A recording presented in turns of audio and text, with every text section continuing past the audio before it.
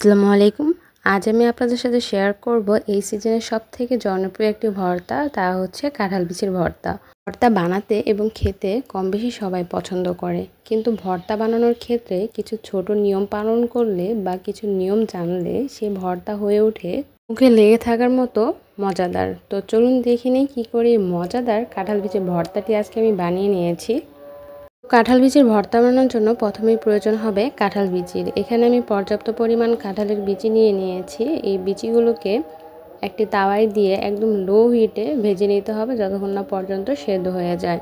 চাইলে কিন্তু কাঁঠাল বিচিগুলো ছিলে তারপর সেদ্ধ করে নিতে পারেন, সেক্ষেত্রে কিন্তু ভর্তাটি এতটা টেস্টি হবে না। ভেজে ভর্তা বানানোর ক্ষেত্রে যতটা টেস্টি হয় তা সেদ্ধ করে ভর্তা বানালে কিন্তু ততটা হয় না।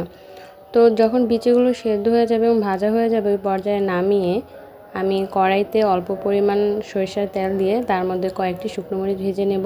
শুকনো মরিচগুলো নামিয়ে তার মধ্যে রসুন এবং পেঁয়াজ কুচি হালকা বাদামি কালার করে ভেজে নেব।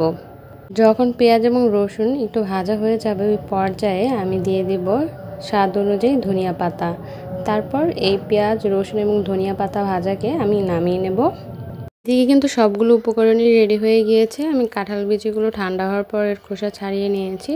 তো এবার হচ্ছে ভর্তা বানানোর পালা। তার জন্য প্রথমেই শিলপাটায় আমি এই শুকনো মরিচগুলো দিয়ে তার মধ্যে স্বাদ অনুযায়ী লবণ দিয়ে নিয়েছি। তারপর খুব ভালো করে বেটে নিয়েছি। এরপর দিয়ে দিচ্ছি কাঁঠাল বিচিগুলো। আর এই কাঁঠাল বিচি কাটতে একটু কষ্টসাধ্য হলেও খেতে কিন্তু খুবই ভালো লাগবে। তো কাঁঠাল বিচিগুলো বাটা হয়ে গিয়েছে। এবার পেঁয়াজ রসুন এবং ধনিয়া পাতা ভাজাকে দিয়ে একসাথে খুব ভালো করে বেটে নেব। বাটা হলে একসাথে সবগুলো উপকরণকে খুব ভালো করে মুথে মেখে নেব। পর্যায়ে চাইলে আপনারা লবণ চেক করে নিতে পারেন। লবণের প্রয়োজন হলে অবশ্যই লবণ দিয়ে আবার একটু মুথে নিয়ে আরও একবার বেটে নেব।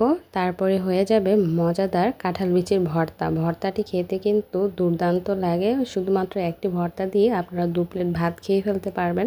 ভর্তার রেসিপিটি ভালো লাগলে অবশ্যই আমার ভিডিওতে লাইক দিয়ে আমার পাশে থাকবেন। সবাই খুব বেশি ভালো থাকবেন। আল্লাহ হাফেজ।